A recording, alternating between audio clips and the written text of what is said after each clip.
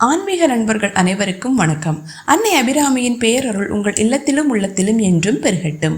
மனிதனாக பிறந்த ஒவ்வொருவருக்குமே நாம் வாழும் சமுதாயத்திலும் வேலை செய்யும் இடத்திலும் உறவினர்கள் மத்தியிலும் எங்கும் பெருமை பெற வேண்டும், ஒரு நல்ல நற்பெயரோடு வாழ வேண்டும் என்ற ஆசை இருக்கும். நாம் செல்லும் இடமெல்லாம் நமக்கான மரியாதையும் செல்வாக்கும் சொல்வாக்கும் தேடி அருளப்பட்ட உன்னதமான பதிகம் இது.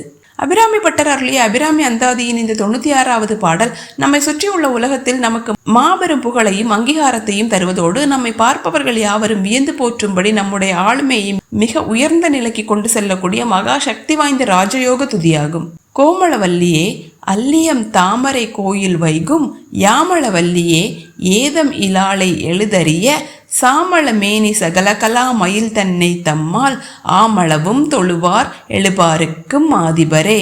அதாவது, இளமையும் மென்மையும் பொருந்திய கொடி போன்றவளே, அகவிதழ்களை உடைய தாமரை மலராகிய கோயிலில் வீற்றிருக்கும் திருமகளின் சொரூபமாய் விளங்குபவளே, யாமள மதத்தின் ஆதிசக்தியாய் விளங்கும் யாமளவல்லியே, எவ்விதமான குற்றங்களும் குறைகளும் இல்லாத தூய்மையானவளே, ஓவியமாக வரைவதற்கும் வார்த்தைகளால் வர்ணிப்பதற்கும் அரிய மரகத பச்சை நிற திருமேனியை கொண்டவளே, கலைகள் அத்தனையும் தன்வசம் கொண்டு நடனமாடும் பேரழகியாம் சகலகலா மயில் போன்ற அன்னையே, தங்களால் இயன்றவரை தங்களின் சக்திக்கு உட்பட்ட தகுதி வரை நாளும் உருகி தொள்ளும் அடியவர்கள் இந்த உலகத்தில் மட்டுமல்ல, பிரபஞ்சத்தின் 7 உலகங்களுக்கும் தலைவராய் விளங்கும் மிக உயர்ந்த பெருமையை பெறுவார்கள்.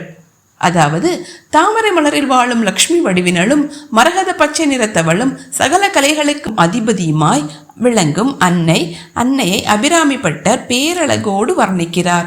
அப்படிப்பட்ட குற்றமற்ற பேரரசியான அன்னையை மனிதர்கள் தங்களால் முடிந்தவரை தங்களுக்கு இயன்ற பக்தி உருகளோடு நாளும் வழிபட்டு வந்தால் அவர்களுக்கு கிடைக்கும் பாக்கியம் என்ன தெரியுமா?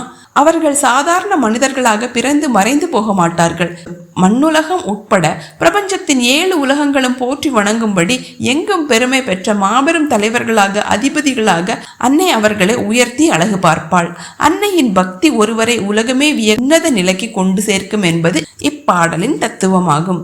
பாராயணம் செய்யும் முறை: வெள்ளிக்கிழமை, திங்கட்கிழமை அல்லது உங்கள் பிறந்த நட்சத்திரத்தன் பௌர்ணமி தினங்களிலும் பாராயணம் செய்ய தொடங்கலாம். சமுதாயத்தில் நல்ல நற்பெயரும் புகழும் அங்கீகாரமும் தேடுபவர்கள் காலை அல்லது மாலை வேளையில் பூஜை அறையில் தூய்மையான நெய்விளக்கேற்றி வைத்து ஓதுவது விசேஷம். அவப்பெயர்கள் பழிச்சொற்கள் நீங்கி எங்கும் பெருமை பெறவும் தொழிலிலும் சமுதாயத்திலும் மிக உயர்ந்த அந்தஸ்தை அடையவும் இப்பாடலை தினமும் 11 முறை அல்லது 27 முறை மனமுருகி பாராயணம் செய்ய வேண்டும். அன்னையின் பேரருள் என் மீது விழுந்து விட்டது, நான் செல்லும் இடமெல்லாம் எனக்கு நன்மதிப்பும் பெருமையும் உண்டாகிறது என்ற கம்பீரமான நேர்மறை ஆற்றலோடு நம்பிக்கையோடும் ஓத வேண்டும். பெருமை, புகழ் மற்றும் ராஜயோக மேன்மைக்கான விசேஷ வழிபாடு என்பதால் அன்னைக்கு உகந்த சர்க்கரை பொங்கல், நறுமணம் மிக்க பால் பாயாசம் அல்லது இனிப்பு சுவையுடைய கேசரி நைவேத்தியமாக வைக்கலாம். எளிமையாக கற்கண்டு கலந்த பசும்பால், மாதுளம்பழம், உலர் திராட்சை மற்றும் அன்னை சகலகலா மயில் வடிவத்திற்கு உகந்த நறுமணமிக்க மல்லிகை, முல்லை அல்லது தாமரை மலர்களை சமர்ப்பித்து வழிபடலாம்.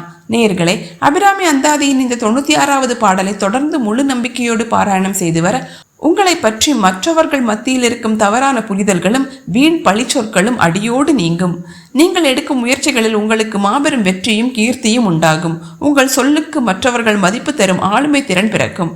அன்னை அபிராமியின் பேரருளால் நீங்கள் செல்லும் இடமெல்லாம் உங்களுக்கு சகல மரியாதைகளும் நீங்காத மாபெரும் புகழும் எங்கும் பெருமை பெறும் வாழ்வும் தேடி வரும் என்பது திண்ணம்.